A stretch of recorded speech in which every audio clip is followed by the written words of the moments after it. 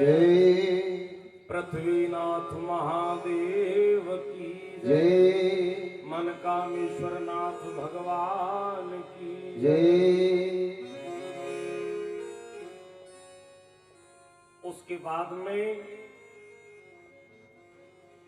मेरे भोले बाबा ने उन तीनों देवताओं की आयु का निर्णय किया।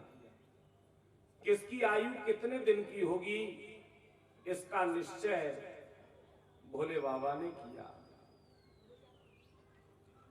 4 युगों को मिलाकर के ब्रह्मा जी का एक दिन हो। 4 युग, कलयुग, कलयुग के ऊपर द्वापर, फिर त्रेता और फिर सतयुग, या ऐसे कहें सतयुग, त्रेता, द्वापर, कलयुग।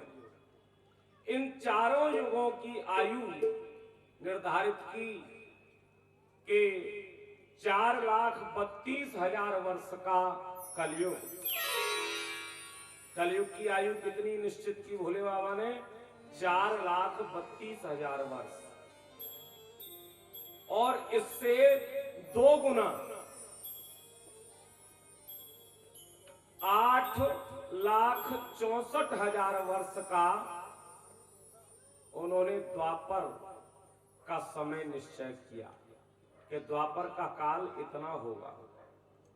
और कलयुग का 3 गुना कर दिया, 12,96,000 वर्ष। कितना बड़ा त्रेता हुआ। और कलयुग का 4 गुना करके सतयुग की आयु बताई कि 17,28,000 वर्ष का सतयुग होगा। जब ये चारों युग बीत जाएंगे तब ब्रह्मा जी का एक दिन माना जाएगा। तो ब्रह्मा जी का एक दिन उन्होंने बताया कि 43,20,000 हम लोगों के इतने दिन बीत जाएंगे तब ब्रह्मा जी का एक दिन हो। और ब्रह्मा जी की आयु ऐसे दिनमान के हिसाब से 100 वर्ष की भोले बाबा ने निश्चय कर दी कि 100 वर्ष तक, ऐसे दिव्य 100 वर्षों तक ब्रह्मा जी की आयु होगी। ब्रह्मा जी का 1 वर्ष जब बीत जाएगा, ब्रह्मा जी का 1 वर्ष बीत जाएगा, दिव्य 1 वर्ष, तब विष्णु भगवान का एक दिन होगा। विष्णु भगवान का एक दिन कितना बड़ा बताया कि ब्रह्मा जी की 1 वर्ष बीत जाएगी। और 1 वर्ष में भी दिन कितना बड़ा है कि चारों युग बीत जाएंगे तब एक दिन। और ऐसे दिनों को मिलाकर 1 वर्ष बीतेगी ब्रह्मा की, तब विष्णु जी का एक दिन होगा। और ऐसे दिनमान के हिसाब से विष्णु जी की आयु निश्चय की 100 वर्ष। ऐसे दिव्य 100 वर्ष दे दिए विष्णु भगवान को। और विष्णु भगवान की 1 वर्ष, विष्णु भगवान की 1 वर्ष मेरे रुद्र का एक दिन होगा। और ऐसे लगभग 100 वर्ष रुद्र की आयु होगी। तब उन्होंने ब्रह्मा विष्णु इत्यादि ने भगवान की पूजा की। अच्छा, पूजा के लिए बताया कि जब आप पूजा करने जाएं तो पूजा की विधि क्या है। सबसे पहले पवित्र होना अनिवार्य है। प्रतिदिन स्नान करें, ठंडे जल से स्नान करें। गर्म जल की परंपरा भारत में नहीं थी।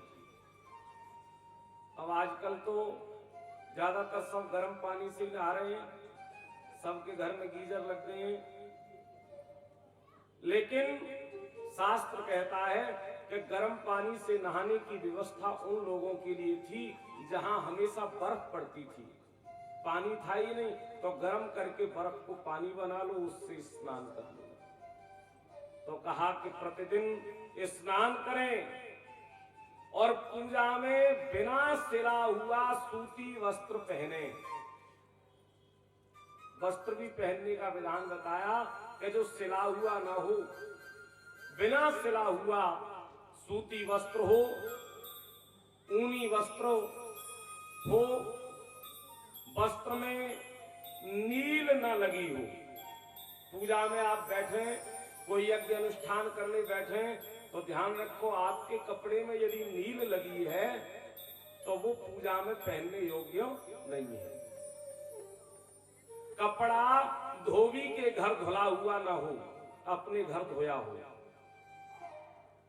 ऐसा कपड़ा पूजा में पहनना चाहिए। वस्त्र कहीं से जला ना हो।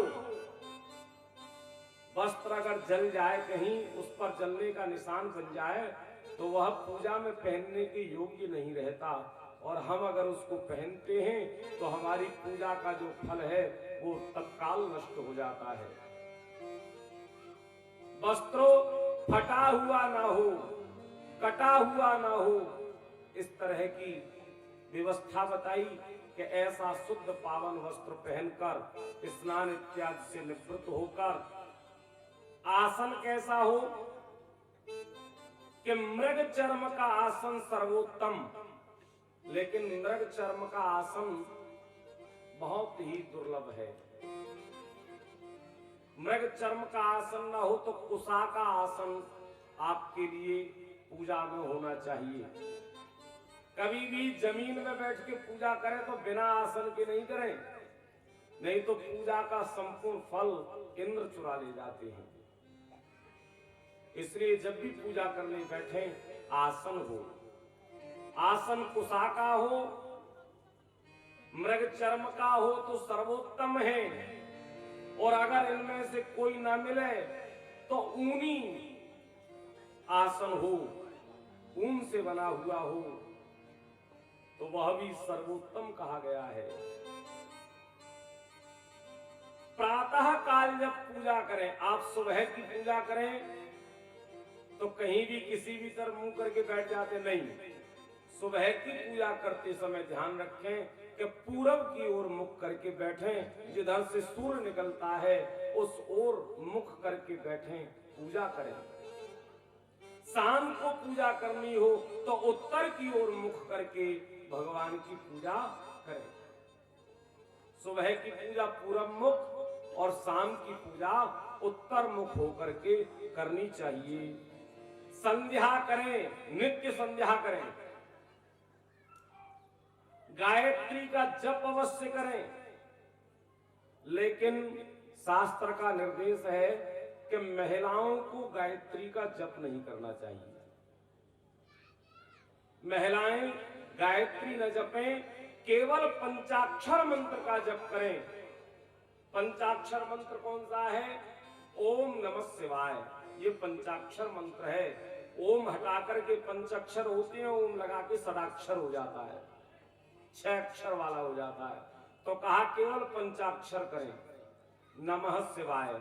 और महिलाओं के लिए मैंने कल बताया था कि नमः बाद में लगा करके, अर्थात शिवाय नमः, इस मंत्र का जप करना है, अन्य किसी मंत्र का नहीं।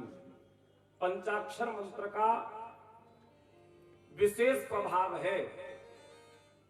और आजकल एक नया मंत्र चल गया है, श्री शिवाय नमस्तुभ्यम, ये नया मंत्र है। इसका किसी शिव पुराण में वर्णन नहीं है, पूरे शिव पुराण में इसका कहीं वर्णन नहीं।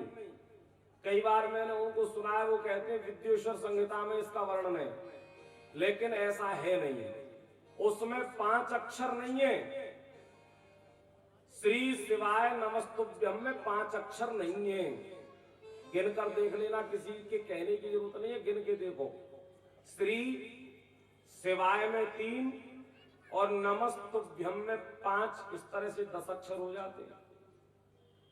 पंचाक्षर नहीं है ये।